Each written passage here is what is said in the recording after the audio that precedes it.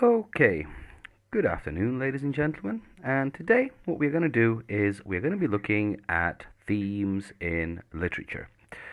To be more precise, we're going to be looking at themes that are commonly found in literature. Now, before I continue, I have to say that the themes that we're going to cover in this presentation are not going to cover every single piece of written literature ever, but they will give you a good start on being able to describe some basic themes that you can find in many things that you may read. Now, before we continue, we have to determine what is a theme. Themes can be found everywhere. They can be found in literature, in stories, in art, movies, etc. And very often they are moral. In other words, ask yourselves, what is the story teaching? What is the lesson that is being given? Try to understand the author's viewpoint on life by looking at how the people in what it is that you are reading behave. The theme itself is the underlying message of the story. This could be a universal truth, something that is true for everyone, or it could be a statement that the story is making about society or the nature of humanity itself. A theme is usually some form of universal truth. It's something that everyone goes through or everyone lives, and it's usually some kind of statement or a lesson that is being made about life. It expresses the author's opinion or it raises a question about human nature and the nature of human experience. At times, you may find that many themes that you find in literature may not agree with what you believe in, and in fact, the author may be writing things that you find quite disturbing. However, no matter if you agree or disagree with what the author is saying, it is important to still understand what the theme is actually telling us, as it may illuminate some aspect of human experience. The author's job is to communicate on a common ground with the reader, and although different people have different experiences, all of us experience this life and share in this world. So it is important that we are able to communicate with each other with regards to how we feel about the reality of this existence. This is why it is important to understand the themes that are within a piece of literature. An understanding of the theme is dependent on what your previous experience of life and literature. The more you read, the more you are able to understand themes in anything you read in the future. And at the same time, a well analyzed and explained theme within literature helps to enlarge your own understanding of life as well. Be sure to understand that the theme never completely explains the story. It is simply one part of the story that makes up a whole, and indeed, many stories have secondary themes as well. It's not uncommon for a writer to try to give us 3 or 4 messages within one piece of writing. So, what we're going to do now is look at some common examples of literary themes. The first one, the quest for immortality. The quest for immortality goes right back in history, and there are many, many stories which regard and cover the quest for immortality. You could even argue that a secondary theme in something like the Harry Potter series is also a quest for immortality, as Voldemort himself is trying to find a way to live forever. The individual's relationship and obligation to society. Now, those of you who watched my video on conflict will have seen that there is one type of conflict called man versus society, and this perfectly sums up this particular theme. We all live within a common shared society, and just as society has its obligation to us, we have our own obligations to that society. What are those obligations? How far must we follow them through? These are questions explored in this theme.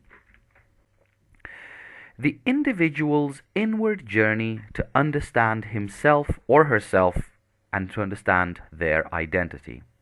Again, linking back to our video on conflict, this theme is often labeled as man versus self, and there are many stories which discover and explore how one individual explores their own personal understanding of reality.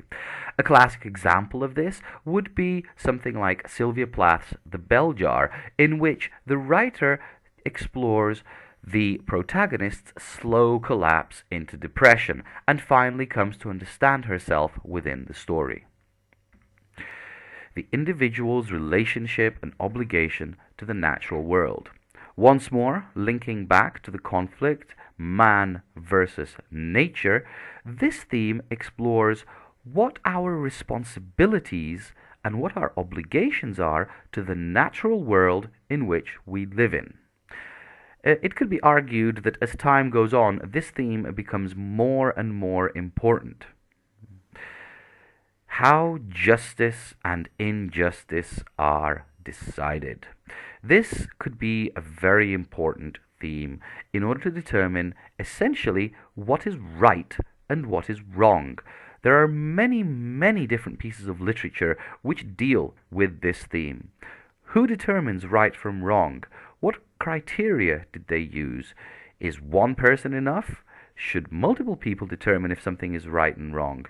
Is it linked to the society in which it is in? These are all questions explored within this theme. The individual as a hero and what it means to be a hero or an anti-hero. This would very comfortably link back to a previous video that has been made on the hero cycle.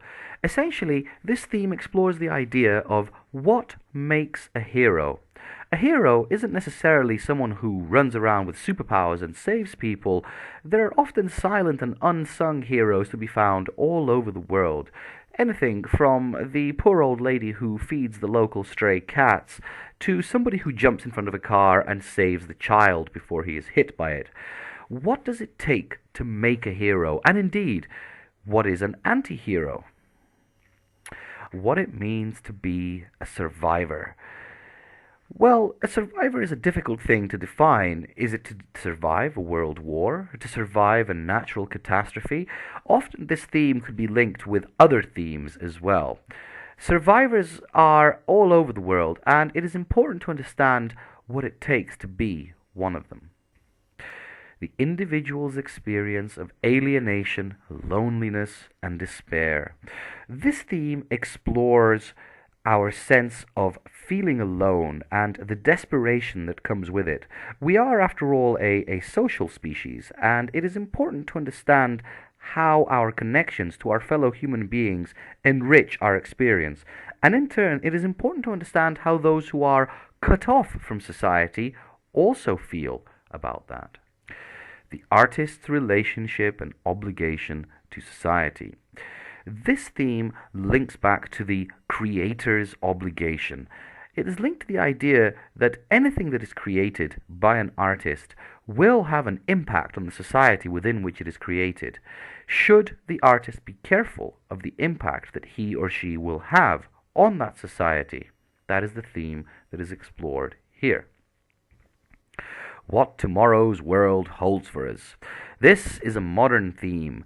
It is very closely linked to science fiction. Essentially, it could be linked back to the idea that should we move forwards with unlimited technological advance, or should we be careful and perhaps progress at a slower rate?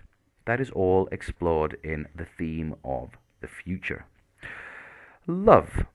Love is an incredibly popular theme in literature, and as you can see on the slide, it covers a vast array of different types of love. I will use a further video to go into the theme of love in detail, but very briefly, you can see here that there are at least 12 different types of love outlined in this slide, all of which could be used as the basis for a theme on love. The role of institutions. This perhaps is a more common modern theme, but essentially, what is the role of us humans within institutions, bureaucracy, etc.? Here is a list of more themes, just quickly outlined. If you find that the piece of literature that you are reading does not cover the themes, is not covered by the themes that I have already outlined, you may perhaps find that these themes will help you more. For now, thank you very much for attention. Try and explore a variety of themes within literature, and I hope you found this video helpful. That's all for now. Thank you very much.